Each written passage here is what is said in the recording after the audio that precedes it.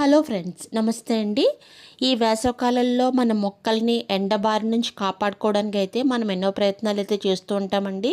అయినప్పటికీ కూడా ఒక్కొక్కసారి అయితే మొక్కలు చనిపోతూ ఉంటాయి.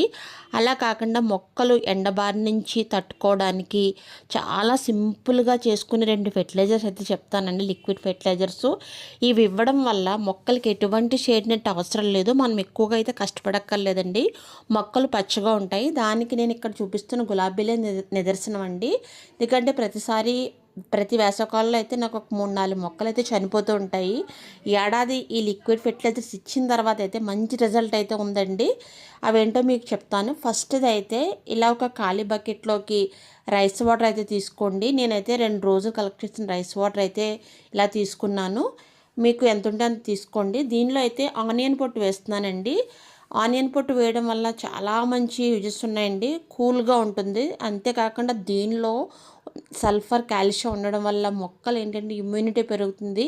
వేసవకాలంలో కూడా మంచి కాపు అయితే వస్తుందండి. దీంతో పాటుగా నేను ఇక్కడ చూపిస్తున్నది ఒక గుప్పెడు వర్మీ కంపోస్టు, ఒక గుప్పెడు ఆవు పిడకలు ఎరువండి పాతది. దాంతోపాటుగా నేను మీకు లాస్ట్ చూపిస్తుంది ఏంటంటే కొద్దిగా ఎండిపోయిన టీ పొడి, కొద్దిగా బూడిదైతే కొంచెం బాగా బ్లాక్గా ఉంది. ఎలా ఉందో అయితే అనుకోవద్దు. ఇదంతా మనం తీసుకుని అయితే బాగా కలుపుకుని అయితే పక్కన పెట్టుకోండి. ఈ బూడిదలో రిచ్ పొటాషియం ఉంటుందండి. ఇలాంటివి వేయడం వల్ల ఏంటంటే మొక్కల్లో ఇమ్యూనిటీ అయితే బాగా పెరుగుతుంది. మొక్కలు ఎండ నుంచి అయితే తట్టుకుంటాయండి. మనం ఈ షేడ్ నెట్లు అవి కూడా మనం పెద్దగా వేయవలసిన అయితే అవసరం అయితే లేదు. ఇలా మూత పెట్టి పక్కనైతే 2 రోజులు అయితే వదిలేయండి. చూస్తున్నారు కదండి, ఇక్కడైతే కరివేపాకు అయితే కాయలు వచ్చేస్తున్నాయి. నేను పైకి వచ్చినప్పుడు ఇలాంటి ఫెర్టిలైజర్స్తో పాటు ఏమైనా చిన్న చిన్న పనులు ఉంటే చేస్తాను. మనం అన్ని ఫెర్టిలైజర్స్తో వీటికి కూడా ఇచ్చేస్తామండి. వీటికైతే కాయలు అవసరం లేదు, ఆకులు మట్టికే కావాలి. మనం కొన్ని బనానా ఫెర్టిలైజర్స్ అవి ఇచ్చేయడం వల్ల కూడా పూత ఇలా కాయలు అయితే వచ్చేస్తుంటాయి. ఇలా ఎప్పటికప్పుడు వీటిని తుంచేయాలండి, లేకపోతే కరివేపాకు చెట్టు సరిగ్గా పెరగదు. చూస్తున్నారు కదండి, నేనైతే 2 రోజులు ఉంచలేదు, నాకు వీలు పడక ఒక్కరోజు అయితే ఉంచానండి. రెండో రోజు కూడా దీన్ని బాగా కలపండి. కలిపిన తర్వాత దీనికైతే నేను 1:4 అయితే తీసుకున్నానండి. అంటే ఇదంతా కలిపి ఒక 3 లీటర్స్ ఉంటే దానికైతే నేను ఒక 4 అంటే 12 లీటర్స్ అయ్యేలా చేశానండి. ఈ లిక్విడ్ని అన్ని మొక్కలకి ఇస్తే చాలా మంచి రిజల్ట్ అయితే ఉంది.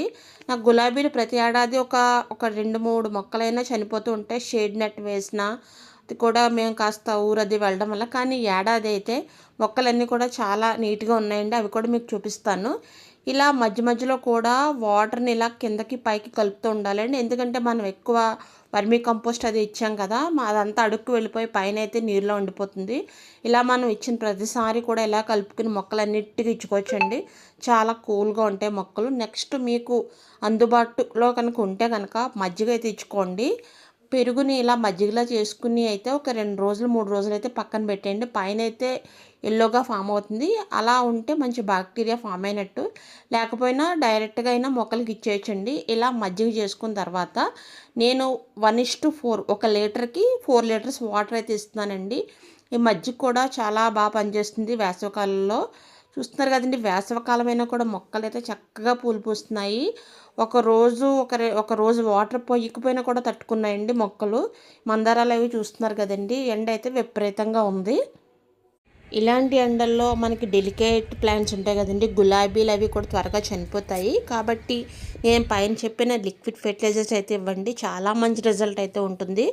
నాకు ఎవ్రీ ఇయర్ జరిగినట్టయితే ఈ సంవత్సరం అయితే జరగలేదు. మొక్కలు అయితే చాలా స్ట్రాంగ్గా ఉన్నాయండి.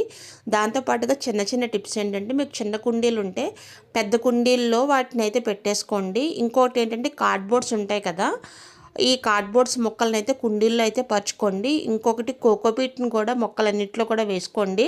ఎందుకంటే ఎండ డైరెక్ట్గా వేరుకు తగలకుండా మొక్క అయితే చనిపోకుండా ఉంటుంది. దీంతో పాటుగా పక్షులను కూడా రక్షించాలండి. వాటికి మీకు అవకాశం ఉంటే గార్డెన్లో అక్కడక్కడైతే వాటర్ అయితే మగ్స్తో పెట్టండి. వాటికి ఎటువంటి డీహైడ్రేషన్ అవ్వకుండా మొక్కలతో పాటుగా పక్షులు కూడా సేఫ్గా ఉంటాయండి. ఇది ఫ్రెండ్స్ వీడియో నచ్చితే తప్పకుండా లైక్ చేయండి. ఛానల్ అయితే సబ్స్క్రైబ్ చేసుకోండి. Thank you friends. Happy gardening.